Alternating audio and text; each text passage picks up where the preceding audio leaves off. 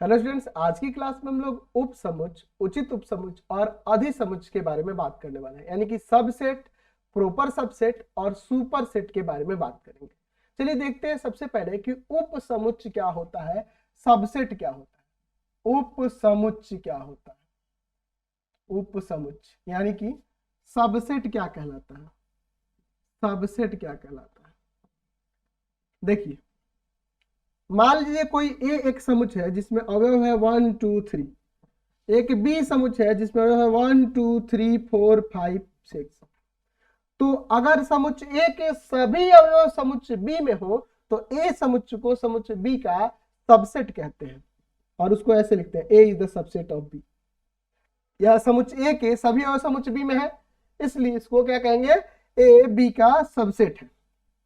दूसरा देखिए, अगर मान लीजिए पी एक समुच्चय है जिसमें अवयव 1 2 3 4 है, क्यू एक समुच्चय जिसमें अवयव 1 2 3 4 है, तो समुच्चय पी के सभी अवयव समुच्चय क्यू में है ना जी, तो P is the subset of Q।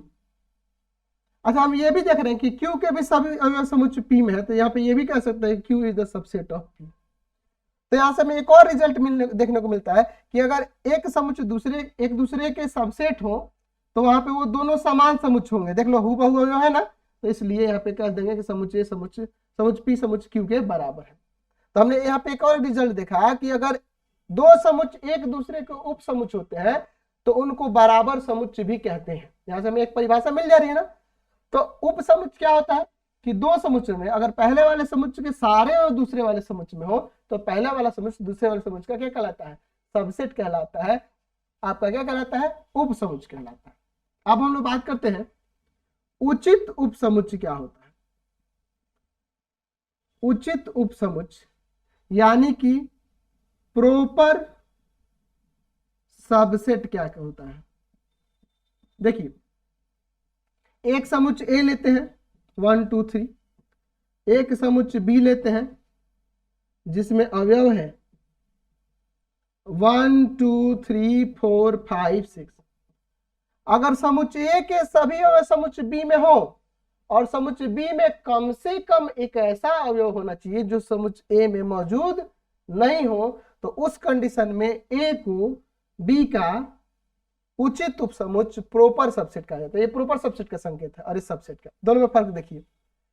यहाँ पे परिभाषा समझिए, ए के सभी अवयव बी में है और बी में कम से कम एक ऐसा अवयव होना चाहिए जो ए में ना मिले। तो यहाँ पे ऐसे 3 अवयव ऐसे हैं जो इसमें नहीं मिले, इसलिए ए बी का उचित उपसमुच्चय प्रॉपर सबसेट होगा। आप कहोगे कि सर इसमें, तो देखिए पी के सभी अवयव क्यू में है लेकिन क्यू में ऐसा कोई अवयव नहीं है जो इसमें ना मिले, यानी कि इस समुच्चय के सारे उसमें हो और इसमें कुछ एक्स्ट्रा भी हो, 1 हो 2 हो 3 हो 5 हो 10 हो, कितना हो, कम से कम 1 अवयव इसमें ऐसा होना चाहिए जो इसमें नहीं होना चाहिए, तब जाके वो आपका उचित उपसमुच्चय कहलाएगा, प्रॉपर सबसेट कहलाएगा।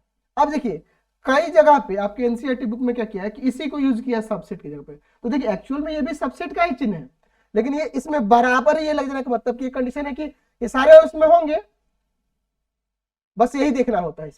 इसमें के सारे उसमें होंगे, लेकिन ये इसका मतलब क्या है कि इसमें के सारे उसमें होंगे लेकिन कम से कम उसमें एक ऐसा है जो इसमें नहीं हो। बात को समझे ना जी। चलिए, तो ये प्रॉपर सबसेट भी समझ गए। अब बात करते हैं हम लोग अधिसमुच्चय के बारे में।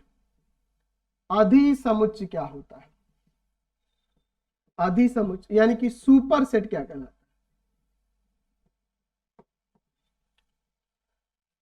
यदि यहां पर अगर हम लोग ए और बी समुच्चय लेते हैं, अगर ए और बी समुच्चय में कह सकते हैं, ए और बी समुच्चय में अगर ए बी का सबसेट है तो हम यह कह सकते हैं कि बी ए का सुपर सेट होगा। बस सबसेट वाला ही चिन्ह पलट दिया जाता है। यहाँ पे देखो, ए के सभी बी में है तो A is the subset of B, लेकिन यहाँ बी को कहेंगे कि B is the superset of A. वही जो यहाँ पे उपसमुच्चय का चिन्ह था वही आपका यहाँ पे पलट जा रहा है, तो ये सुपर सेट कहलाने लगेगा। देखिए, अगर ए बी का उपसमुच्चय है, सबसेट है, तो बी ए का सुपर सेट कहलाएगा। समझे ना जी, मतलब उल्टा, अगर कोई समुच्चय किसी समुच्चय का सबसेट है तो वो दूसरा वाला समुच्चय पहले वाले का क्या कहलाने लगेगा, सुपर सेट कहलाने लगेगा, अधिसमुच्चय कहलाने लगेगा। तो ये तीनों चीजें हमने समझ ली। अब इन तीनों पे अगर अंतर की बात करें तो तीनों में हमने अंतर समझ लिया है। इसमें क्या था किसके सारे उसमें मिलने चाहिए, पहला कंडीशन यही है इसमें, बस एक ही कंडीशन है। लेकिन उचित तो समझ गया है कि इसमें के सारे इसमें मिलने चाहिए, लेकिन इसमें कम से कम एक ऐसा होना चाहिए जो इसमें ना मिले। अधिसमुच्चय में क्या है, सुपरसेट में क्या है कि अगर ए बी का सबसेट है तो बी ए का सुपरसेट कहलाएगा, सुपरसेट यानी कि अधिसमुच्चय कहलाएगा। तो तीनों में अंतर हमने समझ लिया, और तीनों पर अगर क्वेश्चन दे दिए जाएंगे तो आप आसानी से कर लोगे। जैसे मान लीजिए यहाँ पे एग्जाम्पल कुछ दे दे, जैसे मान लीजिए यहाँ पे एक सी सेट दे दे जिसमें अवयव कर दे 1 2 3, ऐसे कर दे 4 5 1 2 3, यहां कह दे कि A is the subset of B, तो ये बिल्कुल सही है।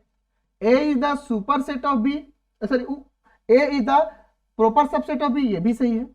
अच्छा यहां पे हम लोग कहें कि A is the subset of सी, तो ए के जो एलिमेंट है वो इसमें मिल रहा है, बिल्कुल यहाँ पे मिल रहा है, तो A is the subset of C हो जाएगा। A is the proper subset of C, बिल्कुल ये भी हो जाएगा। इसमें ये दो एक्स्ट्रा एलिमेंट भी है, इसके अलावा इसमें दो एक्स्ट्रा एलिमेंट है, ये भी है।